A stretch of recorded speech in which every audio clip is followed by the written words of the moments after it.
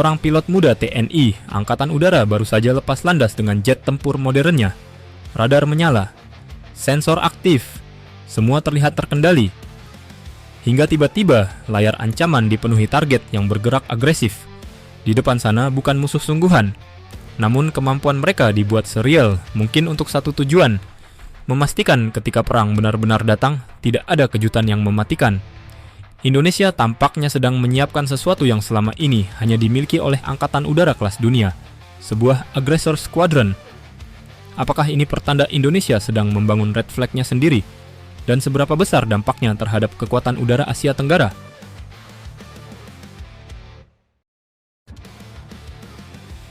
Pengumuman yang tidak boleh dianggap biasa. Melalui unggahan resmi di LinkedIn, perusahaan manufaktur pertahanan dan antariksa PTE, System Solutions FZ atau PTESS, mengumumkan rencana besar yang berpotensi mengubah wajah pelatihan tempur udara Indonesia.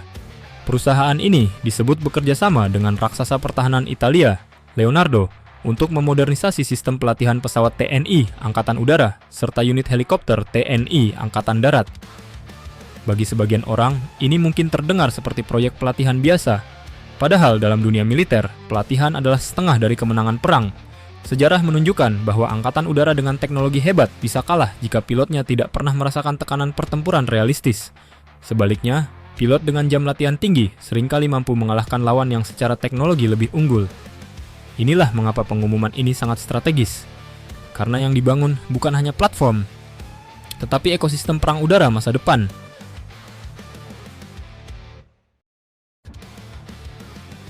M346 F Block 20, mesin pembentuk pilot generasi baru. Salah satu langkah utama adalah pengadaan M346F Block 20 sebagai platform Lead-in Fighter Trainer atau LIFT. Di dunia aviasi militer, LIFT adalah tahap terakhir sebelum seorang pilot dipercaya menerbangkan jet tempur garis depan. Dan M346 bukan pesawat biasa. Jet ini dikenal memiliki karakteristik penerbangan yang dapat mensimulasikan perilaku pesawat generasi 4 plus hingga generasi kelima. Beberapa angkatan udara elit seperti Italia, Israel, Singapura, dan Polandia telah lebih dulu menggunakannya. Mengapa penting? Karena transisi dari pesawat latih ke jet tempur modern seperti Rafale atau F-16 Viper bukan perkara mudah. Kokpit digital, sensor fusion, peperangan elektronik, hingga pertempuran beyond visual range menuntut refleks dan pemikiran taktis yang jauh lebih kompleks. Tanpa LIFT yang mumpuni, kurva belajar pilot bisa menjadi mahal, bahkan berbahaya. Dengan M346, pilot muda dapat melakukan kesalahan di lingkungan yang lebih aman sebelum menghadapi situasi tempur sesungguhnya. Ini bukan sekadar pelatihan, ini adalah investasi terhadap survival pilot Indonesia di masa perang.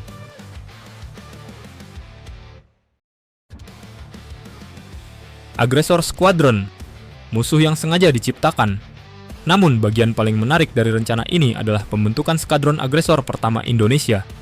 Dalam doktrin Angkatan Udara modern, Aggressor Squadron bertugas memerankan musuh dengan taktik, pola serangan, bahkan gaya terbang yang meniru lawan potensial.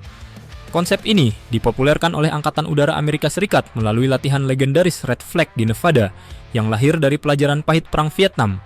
Saat itu, banyak pilot AS ditembak jatuh karena kurangnya pengalaman menghadapi lawan yang agresif dan tak terduga. Solusinya, ciptakan musuh sebelum perang terjadi, dan hasilnya luar biasa. Statistik menunjukkan tingkat kelangsungan hidup pilot meningkat drastis setelah program tersebut diterapkan. Jika Indonesia benar-benar membangun skadron agresor, maka ini adalah lompatan doktrin yang sangat besar.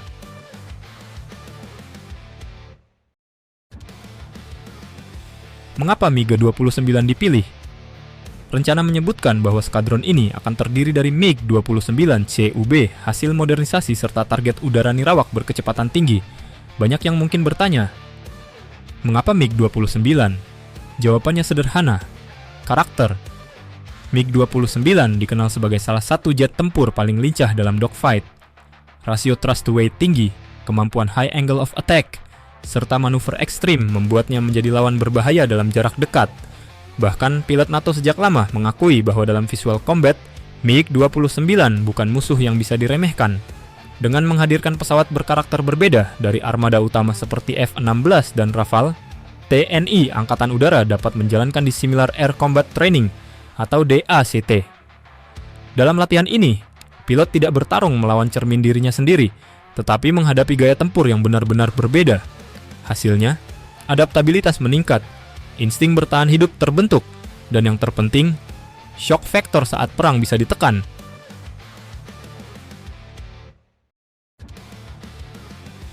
Ketika drone ikut menjadi musuh, namun perang udara modern tidak lagi hanya soal jet melawan jet. Langit Ukraina dan Timur Tengah telah mengajarkan satu hal, drone bisa mengubah keseimbangan pertempuran. Karena itu, skadron agresor ini direncanakan dikombinasikan dengan Unmanned High Subsonic Aerial Target. Dalam skenario latihan, pilot MiG-29 dapat bertindak sebagai komandan di udara, mengendalikan drone untuk mengepung, mengalihkan perhatian, atau memancing kesalahan pilot TNI Angkatan Udara. Inilah konsep Manned Unmanned Teaming, MUMT. Sebuah doktrin yang kini menjadi fokus banyak angkatan udara dunia. Artinya, pilot Indonesia tidak hanya belajar menghadapi satu ancaman, tetapi multi-layer threat environment, persis seperti medan perang modern.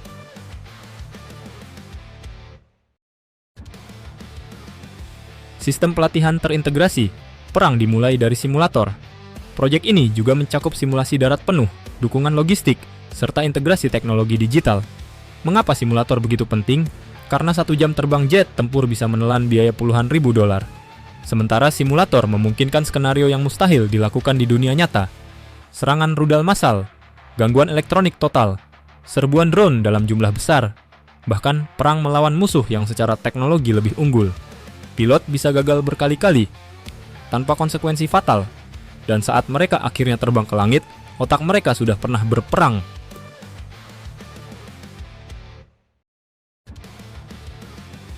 Bagian dari Grand Strategi Modernisasi, PTESS menyebut langkah ini sebagai bagian dari rencana besar modernisasi pertahanan yang dimulai sejak kepemimpinan Prabowo Subianto sebagai Menteri Pertahanan dan kini dilanjutkan oleh Safri Samsudin. Jika kita tarik garis besar, polanya mulai terlihat jelas. Indonesia tidak lagi hanya membeli alutsista. Indonesia sedang membangun arsitektur kekuatan. Dari Rafale menuju drone, hingga sistem pelatihan generasi baru. Karena memiliki jet tempur tanpa pilot yang siap tempur, ibarat memiliki pedang tajam tanpa pendekar.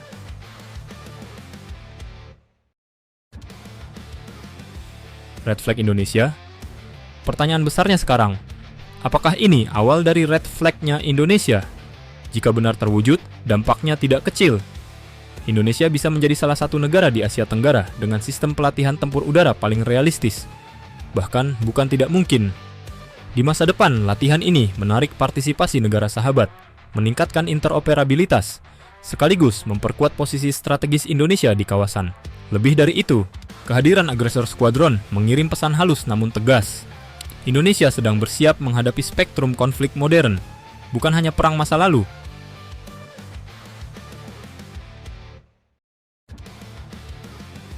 Musuh terbaik adalah yang melatih kita sebelum perang. Dalam dunia militer ada satu prinsip sederhana. Semakin keras latihanmu, semakin ringan pertempuranmu. Dengan menghadirkan musuh buatan yang realistis, Indonesia pada dasarnya sedang membeli sesuatu yang tidak terlihat. Kepercayaan diri di medan perang. Karena ketika hari terburuk itu datang, para pilot tidak akan berkata, "Kami belum pernah menghadapi ini." Sebaliknya, mereka akan tenang. Karena semua skenario sudah pernah mereka kalahkan saat latihan. Langit Indonesia mungkin akan tetap damai. Namun di balik ketenangan itu, sebuah kekuatan sedang ditempa. Dan pertanyaannya sekarang, ketika negara lain baru mulai memikirkan masa depan perang udara, apakah Indonesia justru sudah selangkah lebih siap?